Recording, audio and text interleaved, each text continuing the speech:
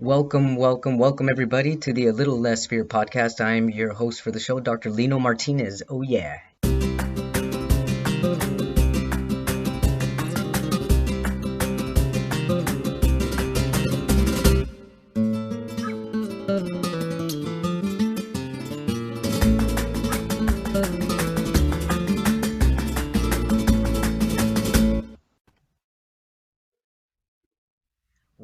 Welcome back everybody to the A Little Less Fear podcast. I'm your host for the show, Dr. Lino Martinez. Feel free to call me Lino, as in Lino, Lino.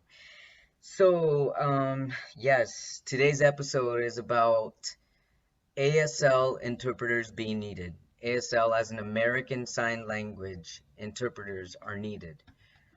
Not only do I need it for my podcast. I would love to have it for my podcast. And if I was very fluent, I would be signing and speaking at the same time. Unfortunately, I just barely started learning sign language a little under 4 years ago. I'm hard of hearing. Deaf community calls it HOH as an abbreviation. The hearing loss that I have is that on my right ear things sound a little distant, but on my left ear I cannot understand certain words phonetically. Like if somebody says book, maybe I'll hear cook.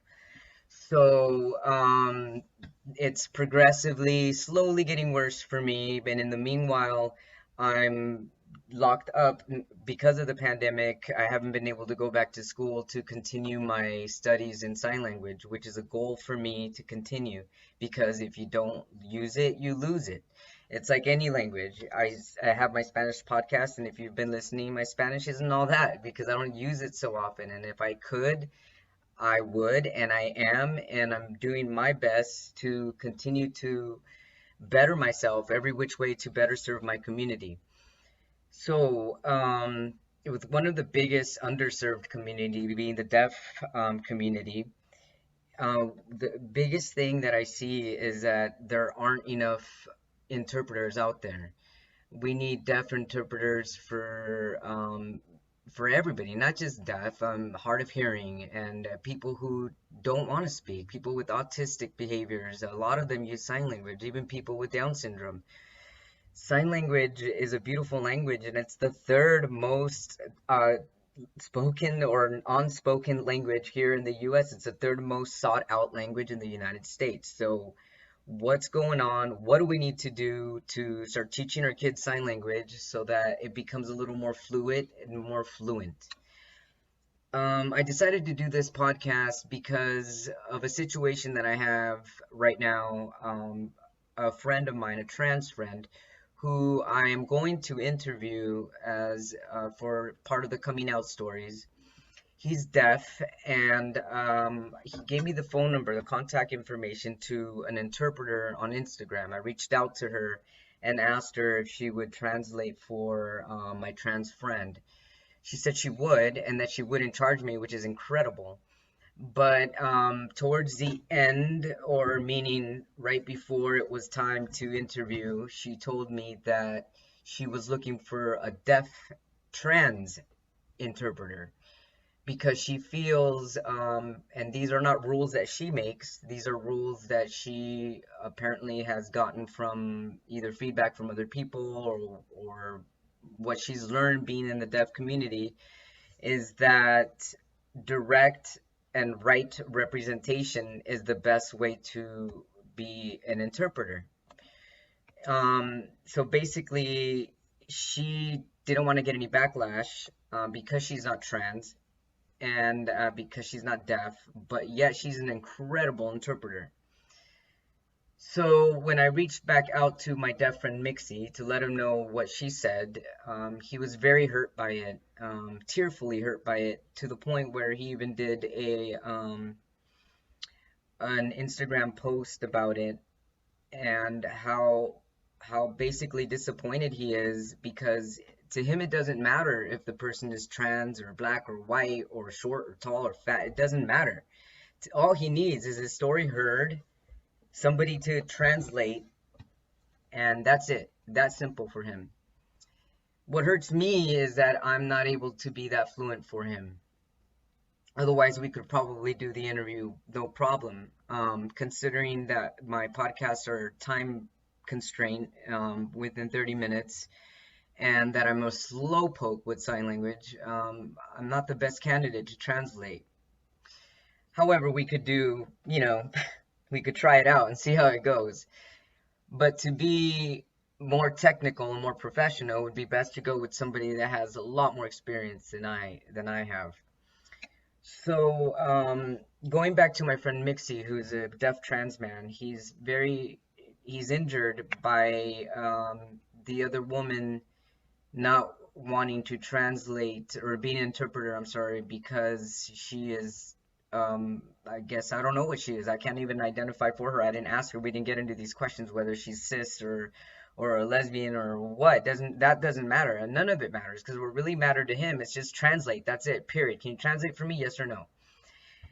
I understand two points of views. I understand the other translator interpreter's point of view as far as her wanting to make sure that she makes a proper identifying translation. But the reason why I disagree is because labels are limiting. I've always felt that, and I still feel that. It's like, for example, let's just say that I lose my hearing completely and I'm unable to move in the future. And if I need a translator, would it be fair for me to say, I need somebody that's got a genetic disease, that's 5 feet tall, that weighs 106 pounds, that's got a PhD, that's got a rare genetic disease? I mean, these labels go on and on and on and on. And for me to be identified the right way, the only right way is me personally, because I'm in my own personal journey. So if an interpreter was needed and they weren't correctly identifying like me, that's okay with me as long as my message is getting out there. My message is going out and it's reaching an audience. That's the most important thing, especially in underserved community like the deaf community. Now, I also understand her because I have come across some deaf people that I used to follow on Instagram, and I stopped following them because I see how touchy they are with other people who are hearing or people who are learning how to speak sign language. It actually makes me turn into a recluse and not want to sign because I'm not at that level. It makes me want to be like, well, I'm not good enough to be translating or to even be translating a song or posting this on Instagram. Whose feelings am I going to hurt? I understand that too. And the thing is, nobody's going to fit in your shoes, whether you're deaf or blind or short or tall or however you identify. Nobody lives your life. Nobody fits your exact shoes, your exact socks, your pants, your shirt. Nobody does but you. So it's very unfair. And I am speaking out to all communities, whether you're deaf, whether you're black, whether you're Latino, whatever it is. If somebody wants to represent you and it's coming out of love, whether or not they are in your shoes and they just want to help out, it's okay to accept their help because help comes from love, and love is a light that people need in order to be seen, in order to be felt, and in order to be heard. Love is the only universal language, and with help, we can all unite and lift each other. It is a hurtful place to be, Mixie. I know you're going to see this on YouTube. I'm going to put it with subtitles. I'm really sorry that you went through this, and I'm going to do my best to continue striving my best and learning sign language, going back to school, doing whatever I can. And actually, as we speak, I have paresis on my right vocal cord. I just saw my ears, nose, and throat doctor last week. So even speaking for me comes with a lot of forceful pain. And I'm doing this to serve the community, to be a voice for all of you. I don't get paid for this. I don't do this because I'm becoming a millionaire because of anything other than love. That's the only thing that's driving me to do this, to get a spoken word out there for those who don't have a voice.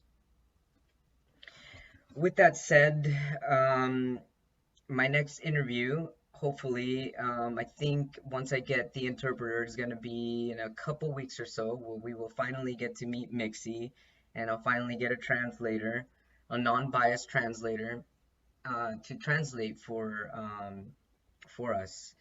Another thing I wanted to point out that I'm assuming Mixie feels some pain is because the woman that we reached out to translate seems to be translating for a lot of other cultures and people on TV and songs and stuff like that.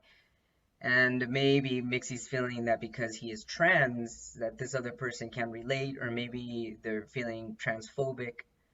It does feel that way. I mean, I'm being trans myself. It kind of feels that way, but not taking it too personal because anytime there is a rejection, it's actually a redirection. So I'm actually thankful for the interactions that I've had, even if the doors have been closed, because their closed doors opened other doors. They were just meant to be detours. So, yeah, that's where I'm ending this podcast. If we need more access for the deaf community, more subtitles, more captions, if you're posting things on Instagram, if you're posting things on Twitter, whatever, and if you're, and also be fair, if you're talking about what lives matter and you're so passionate about it, if lives matter so much for you, you're also going to include the deaf community. And by doing that, don't be shy to post captions. That's really the fairest way to be if you really want to say that lives matter. Put fill in the blank, whatever lives matter, because all lives matter. All lives matter. Yeah. So stay tuned. I've got some awesome interviews coming up. Thank you so much for your support.